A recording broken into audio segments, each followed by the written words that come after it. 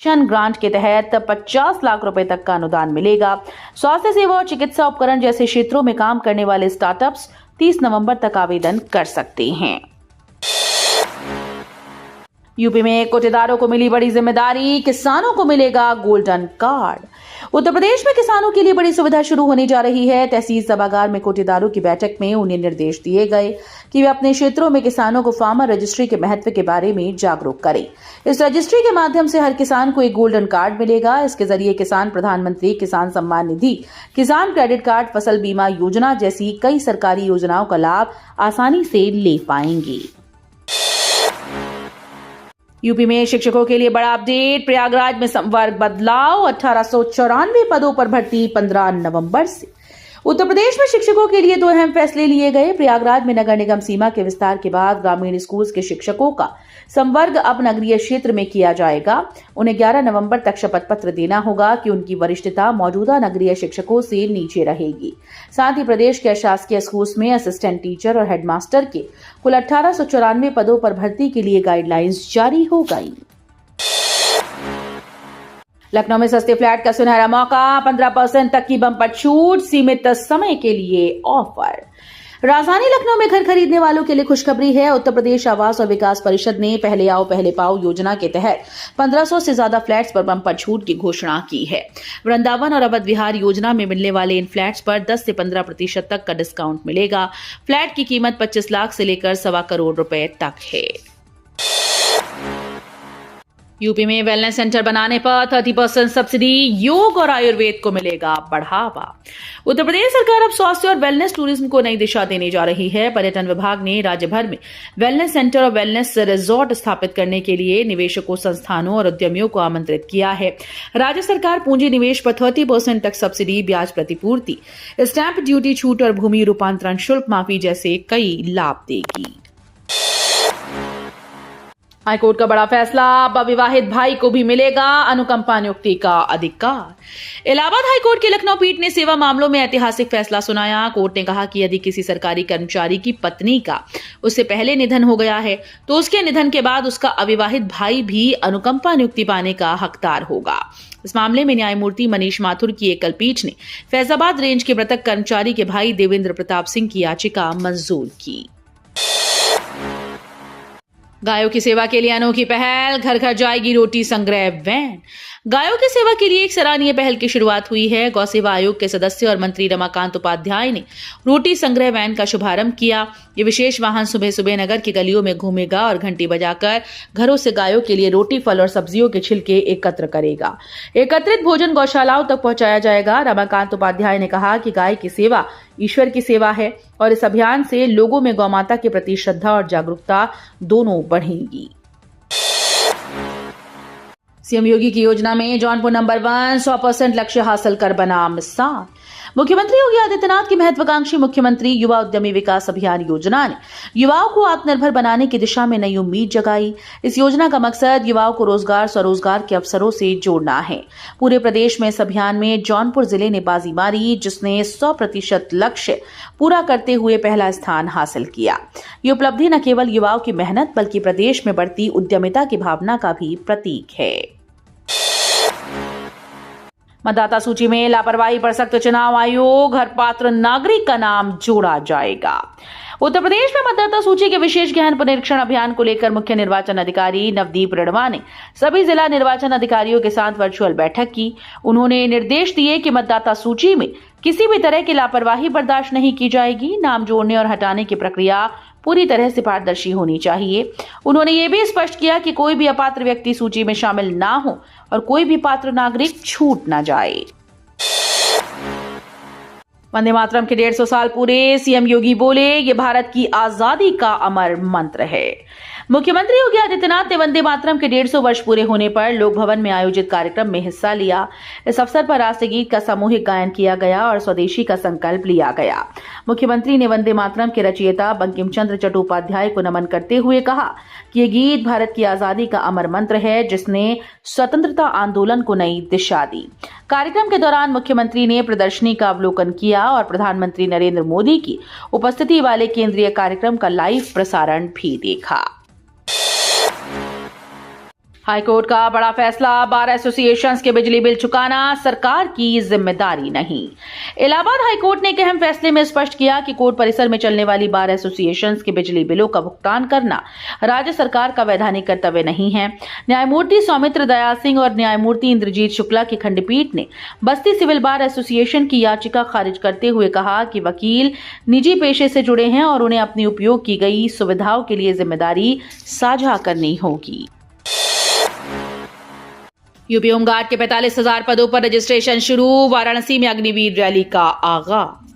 उत्तर प्रदेश के युवाओं के लिए रोजगार का बड़ा अवसर आया है। पुलिस भर्ती और प्रोन्नति बोर्ड ने होमगार्ड स्वयंसेवकों की 45,000 से अधिक पदों पर भर्ती के लिए वन टाइम रजिस्ट्रेशन लिंक जारी कर दिया। सभी अभ्यर्थियों को एनरोलमेंट से पहले रजिस्ट्रेशन करना होगा। वहीं वाराणसी में आज से अग्निवीर भर्ती रैली की शुरुआत हो गई। रणबांकुरे मैदान में चल रही इस रैली में 5 मिनट 30 सेकंड में दौड़ पूरी करने वाले उम्मीदवारों को 60 अंक मिलेंगे। यूपी बोर्ड की परीक्षा व्यवस्था पर सवाल, एक ही दिन 10वीं 12वीं की हिंदी परीक्षा से बढ़ी शिक्षकों की चिंता। यूपी बोर्ड द्वारा 10वीं और 12वीं की हिंदी परीक्षा एक ही दिन कराने के फैसले से स्कूल्स में चिंता बढ़ गई है। शिक्षकों का कहना है कि हिंदी एक ऐसा विषय है जिसमें सबसे ज्यादा परीक्षार्थी होते हैं। ऐसे में दोनों कक्षाओं की परीक्षा एक साथ कराना बेहद कठिन होगा। परीक्षा केंद्रों पर अव्यवस्था की आशंका जताते हुए उत्तर प्रदेश वित्तविहीन विद्यालय प्रबंधन महासभा ने बोर्ड सचिव को पत्र लिखकर परीक्षा तिथि में बदलाव की मांग की। प्रयागराज में बैंकों में फंसे 360 करोड़, आरबीआई चलाएगा आपकी पूंजी आपका अधिकार अभियान।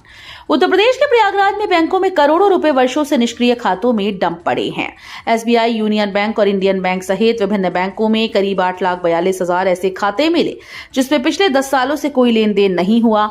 इन खातों में करीब 360 करोड़ रुपए जमा हैं। अब रिजर्व बैंक ऑफ इंडिया ने आपकी पूंजी आपका अधिकार अभियान शुरू किया, जिसके तहत इस राशि को सही खाता धारकों तक पहुंचाने की पहल की जाएगी। काशी से 4 नई वंदे भारत ट्रेन को मिलेगी रफ्तार, पीएम मोदी दिखाएंगे हरी झंडी। प्रधानमंत्री नरेंद्र मोदी आज काशी से देश को 4 नई वंदे भारत ट्रेन की सौगात देंगे। सुबह 8:15 बजे बनारस स्टेशन से पीएम मोदी इन ट्रेन को हरी झंडी दिखाएंगे। नई वंदे भारत एक्सप्रेस ट्रेन बनारस, खजुराहो, लखनऊ, सहारनपुर, फिरोजपुर, दिल्ली और एर्नाकुलम, बेंगलुरु रूट पर चलेंगी। बनारस खजुराहो वंदे भारत वाराणसी, प्रयागराज, चित्रकूट जैसे प्रमुख धार्मिक स्थलों को जोड़ेगी। काशी से शुरू हो रही ये रेल सौगात न सिर्फ यात्रियों की सुविधा बढ़ाएगी बल्कि देश की आधुनिक रेल कनेक्टिविटी को भी नई दिशा देगी। गंगा का जलस्तर हुआ स्थिर, 12 घाटों का संपर्क टूटा, अगले सप्ताह तक ठहराव की संभावना। वाराणसी में गंगा का जलस्तर अब 63.10 मीटर पर स्थिर हो गया है। पिछले दिनों जलस्तर में तेजी से बढ़ोतरी के बाद अब स्थिति नियंत्रण में है, लेकिन इससे करीब 12 घाटों का आपसी संपर्क टूट गया। केंद्रीय जल आयोग के अनुसार गंगा के जलस्तर में अगले सप्ताह तक ठहराव बना रहेगा। प्रशासन ने लोगों से सतर्क रहने और घाटों के निचले हिस्सों में न जाने की अपील की है। सरकारी अस्पतालों में बाहर की दवा पर रोक, अनुपस्थित डॉक्टर और सीएमएस पर गिरेगी गाज। उत्तर प्रदेश सरकार ने सरकारी अस्पतालोों में अनुशासन सख्त करते हुए बड़ा फैसला लिया। अब कोई भी डॉक्टर सादी पर्ची पर बाहर की ब्रांडेड दवा लिखेगा तो उस पर निलंबन की कार्रवाई होगी। इतना ही नहीं, तय समय पर ओपीडी में डॉक्टर के मौजूद न रहने पर संबंधित सीएमएस और चिकित्सा अधीक्षक भी जवाबदेह होंगे। सरकार ने स्पष्ट किया है कि अस्पतालों में यूपी मेडिकल सप्लाईज कॉर्पोरेशन की 200 से अधिक दवाएं उपलब्ध हैं। साथ ही जन औषधि केंद्रों से जेनेरिक दवाएं लिखने के निर्देश दिए गए। मंत्री की 2 टूक, सफाई व्यवस्था में पार्षदों का दखल बर्दाश्त नहीं। लखनऊ में नगर निगम की राजनीति पर सरकार सख्त हो गई। महापौर और नगर आयुक्त के बीच जारी खींचतान के बीच जिले के प्रभारी मंत्री सुरेश खन्ना ने साफ शब्दों में कहा कि सफाई व्यवस्था प्रशासनिक विषय है, इसमें पार्षदों या राजनीतिक लोगों का अनावश्यक हस्तक्षेप नहीं होना चाहिए। मंत्री ने बैठक में उन्हीं मुद्दों पर अफसरों से सवाल किए जिन्हें लेकर महापौर लगातार नगर आयुक्त को घेरती रही है। यूपी में शुरू हुआ गन्ना पेराई सत्र, 21 मिलों में गूंजने लगी चक्कियों की आवाज। उत्तर प्रदेश में गन्ना किसानों के लिए बड़ी खबर है। राज्य में गन्ना पेराई सत्र 2025-26 आधिकारिक रूप से शुरू हो गया है। प्रदेश के कुल 21 चीनी मिलों में पेराई का काम शुरू हो चुका है, जिनमें 1 सहकारी व 20 निजी मिलें शामिल हैं। वहीं गन्ना विकास विभाग ने बाकी मिलों को भी जल्द संचालन शुरू करने के निर्देश दिए। आयुक्त ने मिल मालिकों को चेताया कि किसानों के गन्ना मूल्य का भुगतान समय पर हर हाल में किया जाए। अलीगढ़ नुमाइश 2025 की तारीख तय, 16 जनवरी से 10 फरवरी तक लगेगा आकर्षणों का मेला। अलीगढ़ के मशहूर नुमाइश को लेकर बड़ी खबर है। इस बार नुमाइश का आयोजन 16 जनवरी से 10 फरवरी तक किया जाएगा। जिलाधिकारी संजीव रंजन की अध्यक्षता में हुई बैठक में यह निर्णय लिया गया। इस बार की नुमाइश खास होगी। इसमें बागवानी, औद्योगिक कृषि से जुड़े कार्यक्रमों का सजीव प्रसारण किया जाएगा। नुमाइश कमेटी ने सभी तैयारियों को समय पर पूरा करने के निर्देश दिए हैं। हर साल की तरह इस बार भी अलीगढ़ नुमाइश में व्यापार, संस्कृति, मनोरंजन का अनोखा संगम देखने को मिलेगा। ठंड के साथ बदला काशी का आरती समय। सुबह और शाम की आरती अब नए वक्त पर। मंदिरों की नगरी काशी में मौसम बदलते ही आरती के समय में बदलाव किया गया। ठंड की दस्तक के साथ अब सुबह और शाम की आरती 30 मिनट देर से होगी। दशाश्वमेध घाट पर मां गंगा की प्रसिद्ध आरती अब शाम 6 बजे से शुरू हो रही है, जबकि सुबह की मंगला आरती 5 की जगह 5:30 बजे होगी। गंगा सेवा निधि और गंगोत्री सेवा समिति ने नए समय से आरती की व्यवस्था शुरू। पुनर्जीवन की दिशा में बड़ा कदम। वैज्ञानिकों ने तैयार किया एक्वीफर रिचार्ज डिजाइन। भूमिगत सरस्वती नदी को पुनर्जीवित करने की दिशा में वैज्ञानिकों ने बड़ा कदम बढ़ाया। हैदराबाद के राष्ट्रीय भूभौतिकी अनुसंधान संस्थान और उत्तर प्रदेश भूजल बोर्ड ने मिलकर सरस्वती के पोलियो चैनल के माध्यम से एक विशेष मैनेज्ड एक्वीफर रिचार्ज डिजाइन तैयार किया है। ये परियोजना 3 जिलों में लागू होगी, जहां गंगा यमुना की प्राकृतिक कनेक्टिविटी का उपयोग कर भूजल भरण किया जाएगा। देव दीपावली के बाद बनारस की हवा हुई खराब।